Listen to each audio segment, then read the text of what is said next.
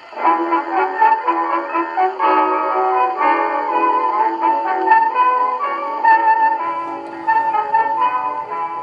to another episode of Off the Menu. I'm Vincent Franchini from Tumblr House, here with the racial universalist, Charles Coulombe. Here we are again on this World War I anniversary. Yeah, we have a somewhat special episode today. Jonathan Daniel Bennett has followed in the great footsteps of O Habsburg, and he sent us 7 good questions on World War I. Oh boy. Which we'll be dedicating this entire episode to. To World War I. Well, before we say that, there are 2 things I should tell you. We are doing this podcast on August 18th. August 18th was the birthday of the Emperor Franz Joseph of Austria-Hungary. Hence, you notice the double eagle for today's broadcast. Naturally. And it was also the birthday of the great prophet, Criswell. Of course. And Criswell, I want you all to know, ladies and gentlemen, if you're out there worried about the state of affairs in our country today, I would like to share something that might comfort you slightly. Criswell predicted, and I quote, "America shall be attacked from within and without, but the mighty fortress shall stand." Because he also predicted the world would end August 18th, 1999, so I don't know how comforting. Okay. But anyway, he was also the one who said, and it's quite true, "We are all interested in the future, for that is where you and I are going to spend the rest of our lives." Can't really argue with that one, can you? Nope. No, I didn't think so. All right, what do we got? Mr. Bennett. He's Canadian. Yeah, all right. They were in the war before we were, so it means more to them. But go ahead. What was the motivation behind the assassination in Sarajevo? And was the war inevitable, regardless of it? These are very good questions. Well, the motivation behind the assassination was several-fold. Firstly, the assassination itself originated in the nasty little mind of a gentleman, a Serbian gentleman, who was an officer in their intelligence. I can't remember for the life of me his actual name, but his code name was Apis, A-P-I-S, which means B. So if you go running afterwards to your computer and type into Google Apis and Franz Ferdinand, you'll know more than you want to. But at any rate, he was the mastermind behind the plot to kill Franz Ferdinand. Oddly enough, he had also been behind the murder of the Serbian king and queen in 1903, and would later be executed by the Serbs themselves in 1916. But that's another story. Franz Ferdinand then was targeted for several reasons. One is that he was actually extremely popular amongst the South Slavs of the empire, the Croats, the Slovenes, and the Serbs. One of the great fears of the greater Serbian nationalists was that if Franz Ferdinand came to the throne, he would basically be too popular for Greater Serbia ever to come to exist. Certainly the Slavs loved him. The Magyars didn't love him that much because the Slavs loved him. There was a great deal of rivalry. Franz Ferdinand himself actually was of the opinion that he would probably be knocked off by someone. Simply because he was so unpopular in certain quarters. And I've read recently the story of how he had dinner with the man who became the Emperor Karl, and who was, in effect, his heir. Because Franz Ferdinand was married to a Czech countess. It was a morganatic marriage. So their children, who now have the last name of Hohenberg, or grandchildren now, could not inherit the Austrian throne. So his nephew, the man who became Emperor Karl, was his heir. So he asked him to dinner one night. And he said, he showed him some paperwork for his eyes only and said, "They're going to get me sooner or later." He didn't specify who they were. So I want you to know where this information is so you can read it when your time comes. All in all, Franz Ferdinand seems to have been a very admirable character, and it was a great loss to the empire that he died. But that having been said, was it inevitable, Yeah. the war? Well, when you look at what Austria demanded from Serbia, they're pretty moderate demands.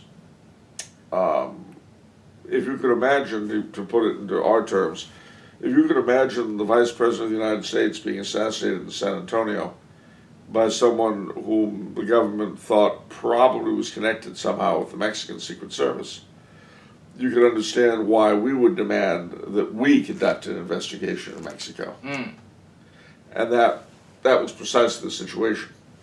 As it stood, the Serbs were facing an election in November, and the Serbian government could not afford to look weak if they wanted to be reelected. So they called on Russia to back them up. Austria called on Germany. Russia called on France, and we're off to the races. Was it inevitable? Not that particular moment, no. There had been several almost wars, one of which we ourselves were involved in Morocco in 1904. There were several times in the Balkans, in Morocco, and elsewhere where the European powers could have touched off World War I. But fortunately, they did not.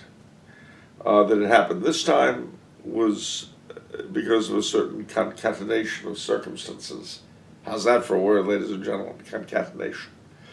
That produced the effect that we had. But certainly, a lot of people in Europe, all over Europe, were spoiling for a fight.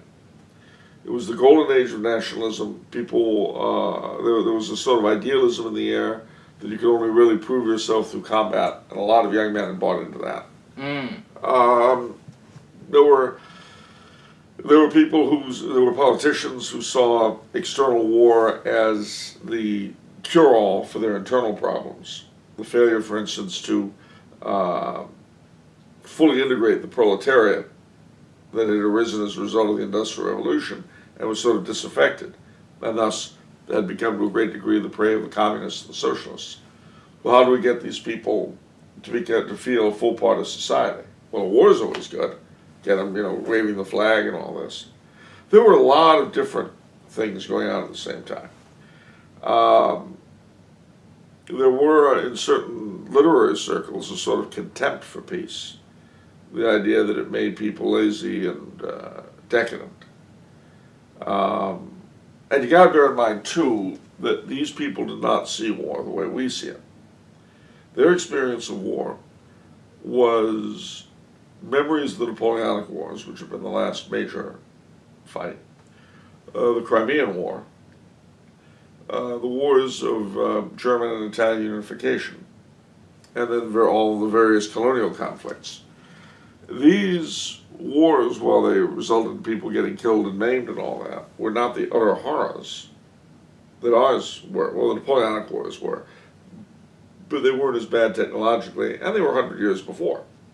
People's popular memory falls short. So they were able to see war as a glorious thing in a way that we, who can look at them, can't. So what should happen? But that you had a lot of people pressing for war one way or the other. So the question is, would war have come inevitably? Yeah. And one can't know, of course, because we're never allowed to know what would have happened. But I would say there's a pretty good chance it would have come over something. Yeah, it seems like there's all these forces that are itching for war in one way or another. Well, absolutely. And so Europe also was, nationalism to a great degree had replaced Christianity. And there was a hardness and a nastiness. Positivism was another big thing at the time. What is that? Positivism. Yeah, what is that? Oh, sorry. A little slower. It's a philosophy, a very materialistic philosophy that places all of one's confidence in action. You want to do things. You don't want to be simply contemplative and all that. It puts a lot more emphasis on the deed than the thought. And then there was social Darwinism that was running around, the idea that some races were superior to others, some nations superior to the others, and that this was nature's way alongside evolution. Darwinism, in other words. Well, all this stuff lowered tremendously the influence of Christianity in Europe. In some circles, almost unconsciously. So, a lot of Europe was spoiling for a fight, and it is unfortunately Europe's failure that it got it, because it destroyed them, utterly destroyed them. Yeah. Okay. Was the German Empire the bad guy in the conflict? And was Kaiser Wilhelm II really the warmonger and madman he is often portrayed as? No. No, it wasn't the bad guy. No, he wasn't the madman he's portrayed as. Kaiser Wilhelm, we'll see firstly, is you have several things going on at once, as you generally do in any historical issue. Germany, like Italy, had been cobbled together not all that long before. The German Empire was only unified in 1870. So we're talking, it had 3 sovereigns, one of whom, the Kaiser's father, only reigned for a matter of months. The Kaiser had come to power in 1888, a mere 18 years after the German Empire got started. So, and the Kaiser had several conflicting things going on in his own head. On the one hand, he was very pro-English. Queen Victoria was his grandmother, and he loved her dearly. She died in his arms. His mother was an English princess. Wow. And he spoke English with a British accent. He was very, very pro-English. But interestingly enough, his uncle Edward, Victoria's son, and he did not get on at all well, which was not that surprising because Edward and his mother didn't get on well. I mean, it's funny how these things affect, and these resentments that you see in families, in regular life, also occur in royal families, because royals are, what's that word? Human beings. I knew I'd find it if I thought about it. They're human beings. So these things were in the air. He had a withered arm, and felt a huge need to prove himself. Also a huge need to prove Germany as the child among nations, which led him to, shall we say, extravagances that somebody without something to prove might not have done. So there was a lot of posturing. But he was not really a warmonger, the proof of the pudding being that he pulled back from the edge of war time after time. Because he was quite aware that, Germany, like the rest of Europe, Germany, he was not keen on a general conflagration. Despite his saber rattling and his jumping up and down. That was meant to impress the British, it was meant to impress his uncle and his cousin. But the proof of the pudding is that after the war broke out, he swiftly lost control of the country. And he was basically replaced by Hindenburg and Ludendorff. That's just the way it happened. How does one simply lose control of a country? Well, one loses control of the country because the generals in charge are making all the decisions. And they defer to you, they bow their heads, but you've got nothing to tell them. They know what they're doing and you don't. That'll do it. Yep, he lost control over policy in World War I. The other thing about him was that, on the one hand, he very much believed in legitimate monarchy. But as I've said, the German Empire was very new and sort of artificial. And in itself, a product of revolution against the Habsburgs. So there were a lot of contradictions in his head. Was he a madman? No. He was a very decent individual. It's interesting that in a television movie called The Exception, which I can't recommend due to its Game of Thrones-like moral standing, nevertheless has Christopher Plummer play the Kaiser in a very, very sympathetic light. Because he was, after the war, he went to exile in the Netherlands. And he had this little exile court in Doorn near Utrecht. And when the Germans invaded the Netherlands, he was beside himself because they had given him a refuge. Yeah. So he refused the honor guard that the Nazis tried to give him, and he wouldn't let in his funeral, he wouldn't allow them to have anything to do with it, and so forth. Wow. He died in 1941 while the Netherlands was still being occupied. One of his sons was pro-Nazi, August Wilhelm, but the rest of them were very anti-Nazi. And in fact, his grandson the son of the crown prince, was vaguely connected to the Stauffenberg coup. Ooh. So, anyway, that's the story with the Kaiser. Okay. Did the Pope actively take a side, and what role did the papacy play during the war? No, he did not. Unlike World War II, where Pius XII was sometimes almost embarrassingly pro-Allied, contrary to all the morons who talk about Hitler's Pope, which shows you what little they know. Yeah. Benedict really was neutral, and there were reasons for this. The biggest part being that both sides had a lot of very pious Catholics on them, and neither side, with the exception of the French government, Clemenceau, was really anti-Catholic. So, what do you do there? He did try to bring about a peace settlement, but the only one who listened to him was the Blessed Emperor Charles of Austria. Of course. Everyone else, the Kaiser to a much lesser degree, and everybody else nose in the air. Of course, forget Ludendorff and Hindenburg. They were both good Protestants anyway. Not unlike President Wilson, who was an ordained Presbyterian minister. So, he had no use for the Pope. He had his own God. Yeah. Yeah. Moloch. No. Ladies and gentlemen, Wow. we didn't need that. Okay? Just, no. Don't say things like that. Anyway, what's the next question? Moloch. Did the war help to discredit the institution of monarchy in continental Europe and fuel the rise of nationalism and socialism as replacements for monarchic government? Oh, yeah. Yes. Yes. Yes, sure did.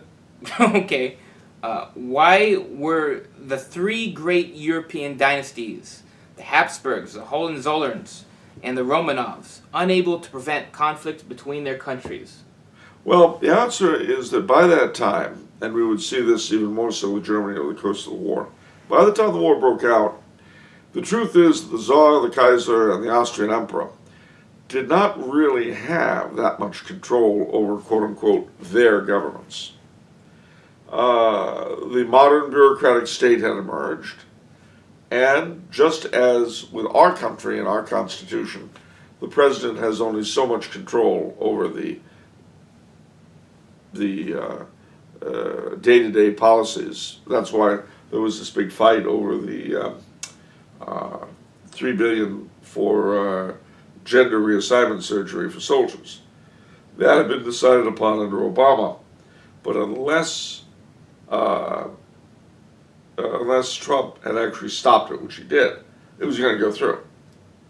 You see, the machinery of government takes on a life of its own. And very often, that life of its own is stronger than the nominal head of state. I see.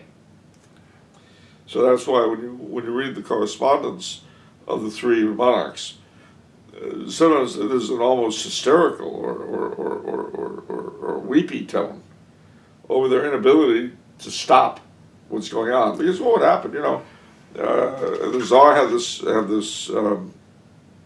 experience, sort of the Kaiser, sort of the Austrian Emperor. Is there any way we can stop this mobilization? Oh no, it's too late, Your Majesty. The orders have gone out. I'm not great on history, so History likes you. Were these constitutional monarchies or absolute monarchies? Russia, well, actually, they were all three constitutional. Okay. The sovereign still had a lot more power under each of them than he did in England. But they were constitutional monarchies. Okay. They didn't have unlimited power on paper. On paper, however, they should have been able to stop it, because it was up to them to declare war and all that. Ah. But in practice, they relied on their governments to do the job of governing. Yeah. Okay. Okay, next question. What motivated Woodrow Wilson's goals of dissolving and dismembering the Austro-Hungarian and German empires? Why did he view the two Kaisers as threats and obstacles to ending the war? Because he was the devil's daughter. No. Because Woodrow Wilson was an idealist of sorts. He hated monarchy. He particularly hated an effective monarchy. He hated Germans. He hated Austrians. He felt that all the Slavic countries should be independent.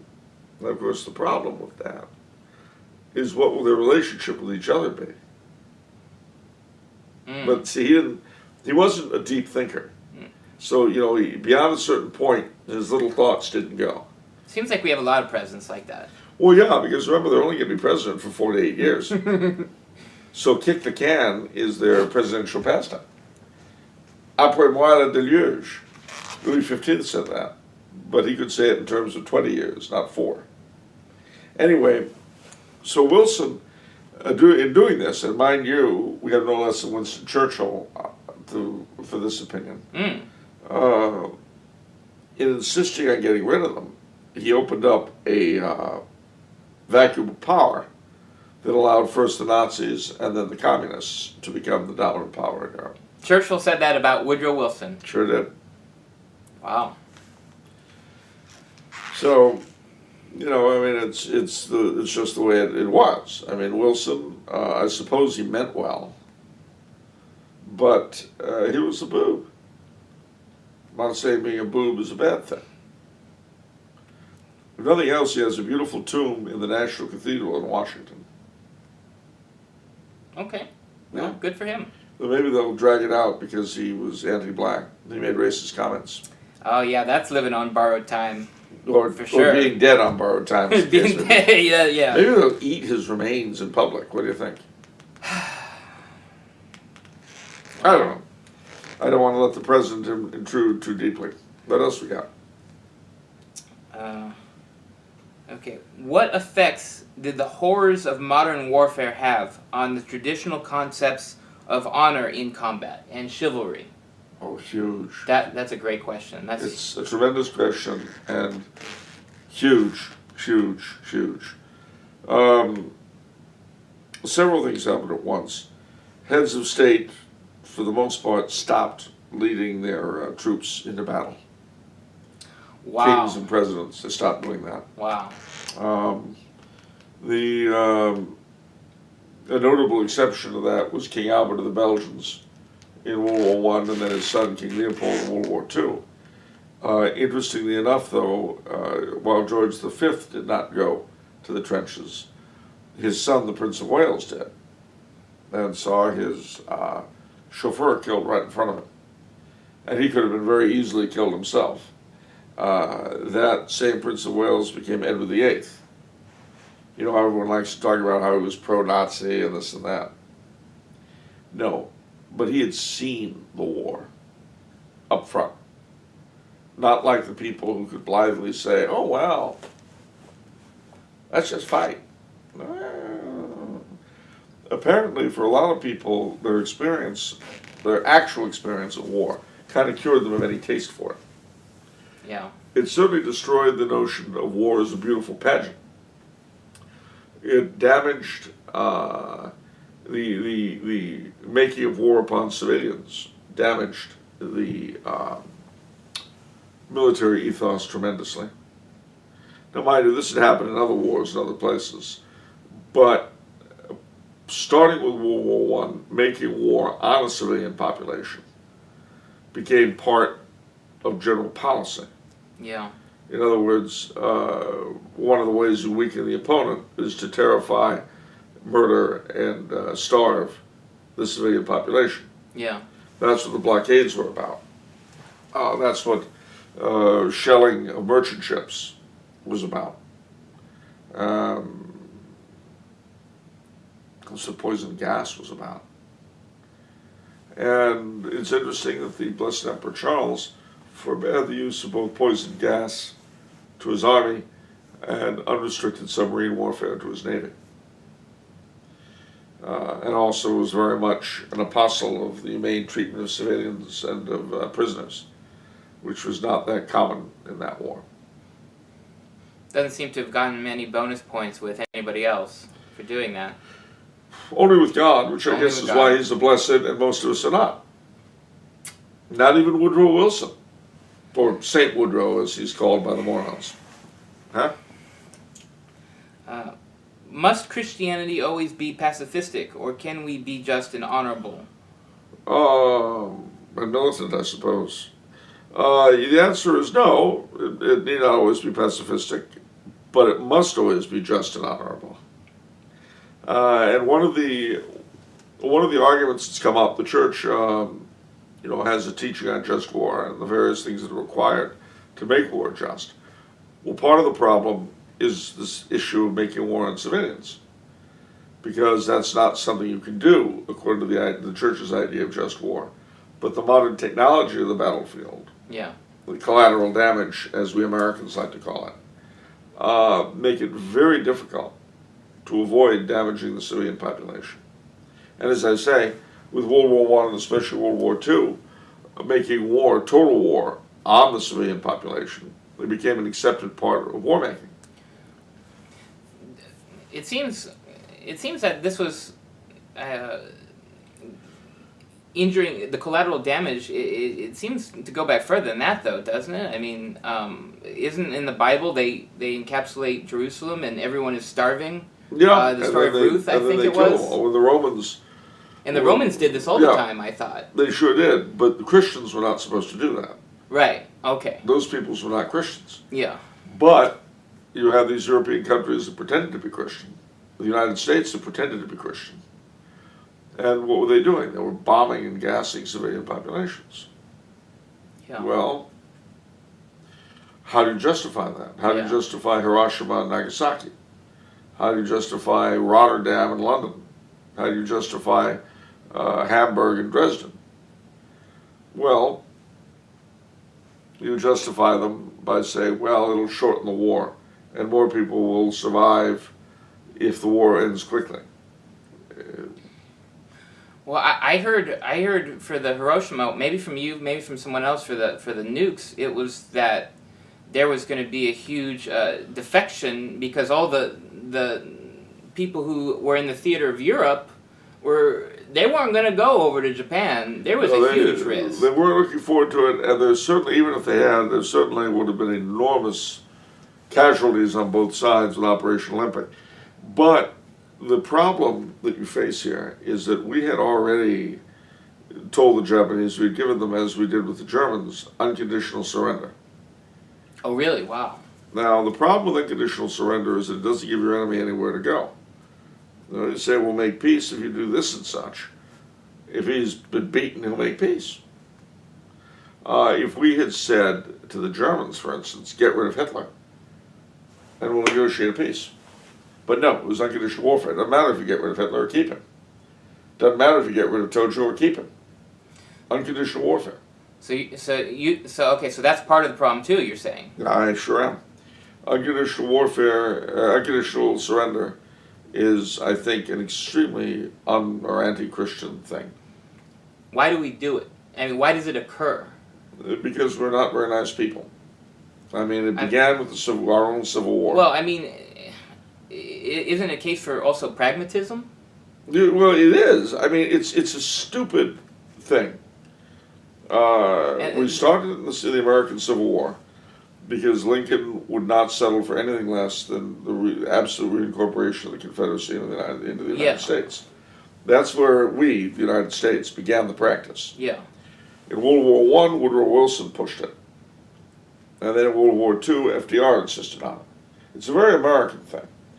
And part of it comes from the fact that we know we're beautiful and perfect, and the enemy are evil. And again, I mean, to my way of thinking, the whole doctrine of unconditional surrender is as evil as any of our enemies could ever have been. Without it, we could have ended the war in Europe 2 or 3 years earlier and not have the Soviets in the middle of the continent. We could have avoided nuking Hiroshima and Nagasaki. We wouldn't have gotten everything we want.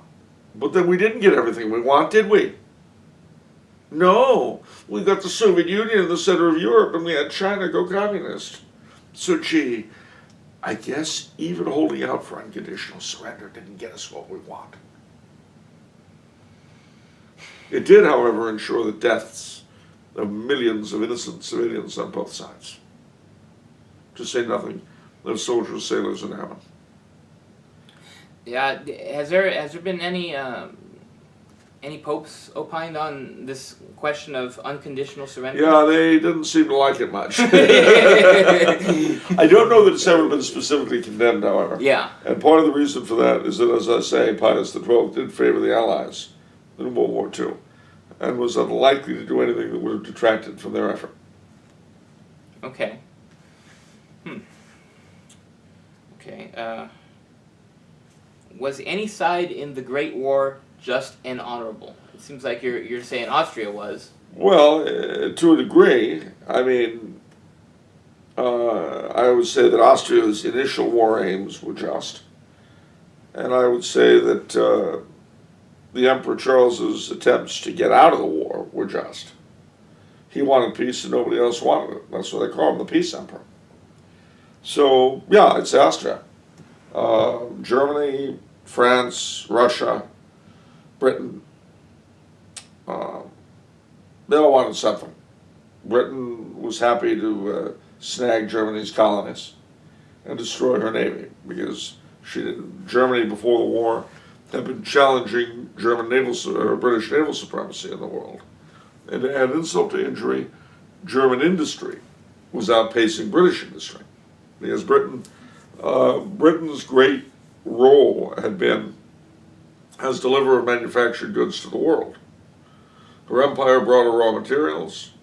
She manufactured them into manufactured goods, sent them out again all over the world, and she had the world's biggest navy to protect that trade.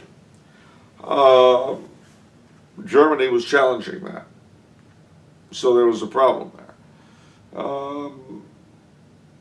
But could the two have coexisted? Well, I hope so. What did Woodrow Wilson want from the war? A world without war. He wanted from the war a world without war? The war to end wars. He wanted democracy to rule throughout the globe.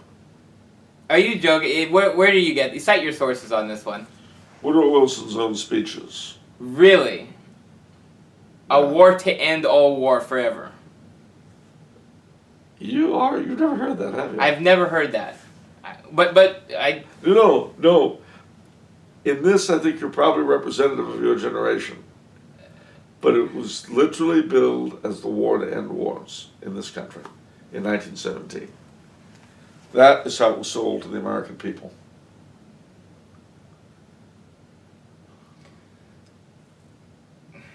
Okay, but he's telling the people that, and that was his true and honest intention, because usually when politicians are talking to people, it's something else. I actually, to give Woodrow Wilson his due, like Jimmy Carter, I think he meant his garbage.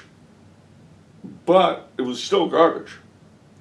You know, there's the man who was clever and simply out for number one.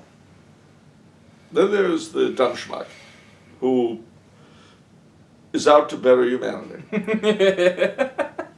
Well, I always think of C.S. Lewis's line in this area. She lives for others. You can tell the others by their hunted look. And very often in history, honest do-gooders have done worse than cynical opportunists. The reason for that is that the cynical opportunist will look around and say, okay, obviously what's to my advantage is to stay on top.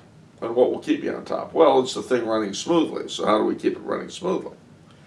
Whereas the do-gooder has a vision of the world that the world must adjust to.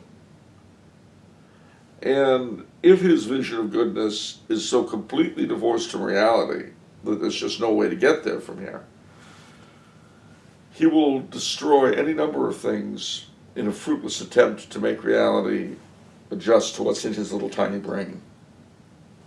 So it was with Woodrow Wilson, so it is with our Supreme Court. No, I'm sorry, never mind. But just the way it is. This was that way with Jimmy Carter. You know, to the end of my days, I will never forget when the Soviet Union invaded Afghanistan. He thought he and Leonid, as he called Brezhnev, were friends. And he gets up in front of the television and goes, Leonid lied to me. And I remember sitting there as a teenager wondering, I wanted to either hug him or smack him. And I was torn. I was definitely torn between the two. I pity Jimmy Carter. Yeah. Because everybody knows he was such a schmuck. It's true. It's true. And he's a schmuck now. He was dumb then, he's dumb now. At least he's attacked the church since then, so that's something. Oh, good. Let's see here. What does Charles think... Oh, okay, our final question. Okay. What does Charles think of the view that the First and Second World Wars and the various European conflicts in between are better understood as chapters in a larger, overarching war that ended the old war and gave birth to the new? Did these collective bloodbaths shake faith in God and affect subsequent events in the church? Yes, on both counts. Just as I think that the English Reformation, the English Civil War, Wars of the Three Kingdoms, the Jacobite Wars, the American Revolution, the American Civil War, are better seen, they're better understood in context as a series of related conflicts. So too with the two world wars and their adjoining murders, the Balkan Wars, the Korean War, the Chinese Civil War, the Russian Civil War. All these are all connected. And really, they represented the transformation of semi-Christian Europe into the bordello that we have, the threatened bordello that we have now. The mortally threatened bordello. Okay. Walk us through how a war can change a culture in a society in this way. Well, it does several things. Firstly, if you're on the losing end, it can destroy the society's faith in itself, self-confidence, its attachment to religion. There's always the question, how could God let such terrible things happen? Of course. That's, my answer to that is always the way he's let me get away with my sins. But anyway,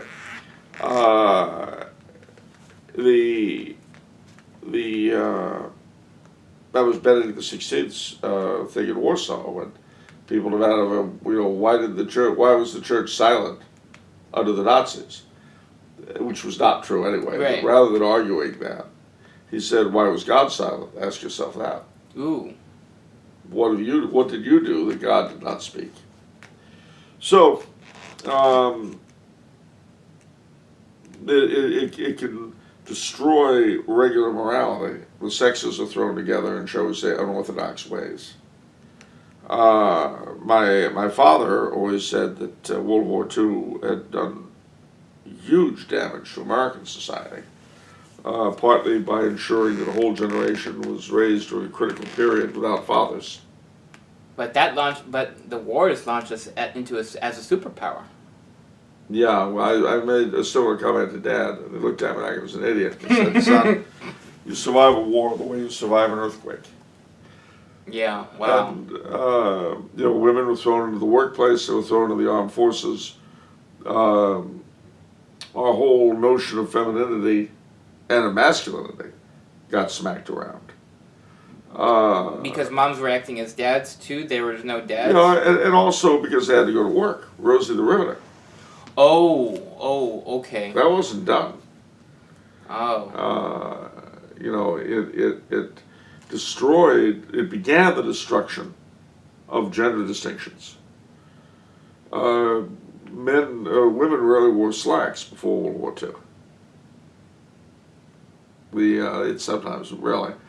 The men never wore dresses. Sorry, ladies and gentlemen, they didn't even have gender reassignment before World War II. It was terrible. Wow, really? Yeah, I know. But so you had the disruption of war.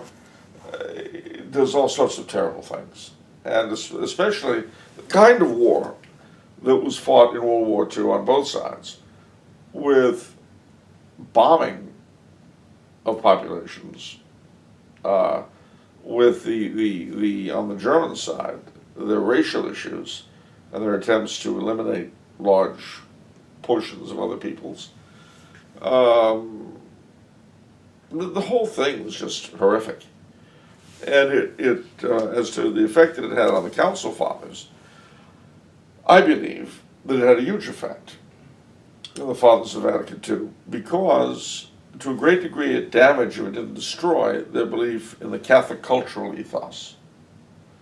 How could this horror have come out of that if the Catholic cultural ethos was so great? Oh, I see. So they called them to question tradition almost. How Yeah. could this horror come out of tradition?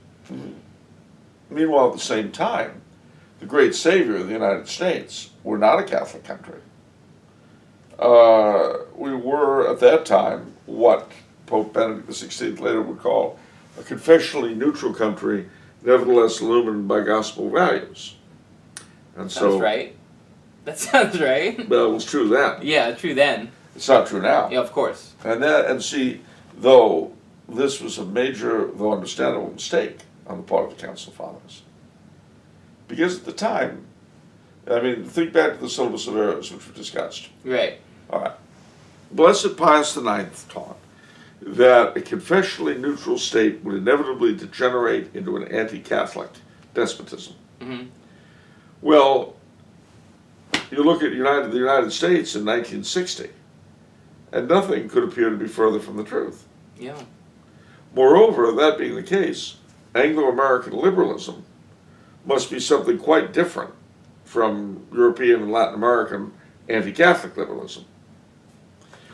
Now, with 20/20 hindsight, 50 plus years later, we can look back and say they were wrong. Yeah. But it was a very alluring thing then. And also don't forget that people were talking in terms of freedom and liberty, getting away from the old rules, the old values. And remember that for a lot of people, those old rules and old values, what did they brought except the horrors of World Wars I and II?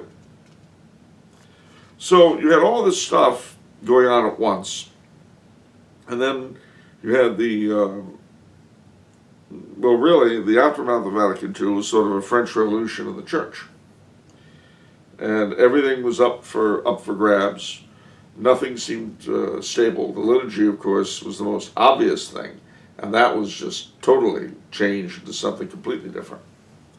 And so it's important to remember that while you can say, well, theoretically it shouldn't have to be that way, well, maybe not, but the truth of the matter is that for the vast majority of Catholics around the world, their biggest reconnection with their faith and their identity is that Sunday Mass.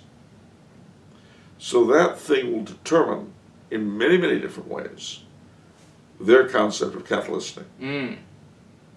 Screw with that, and you are begging for bad results.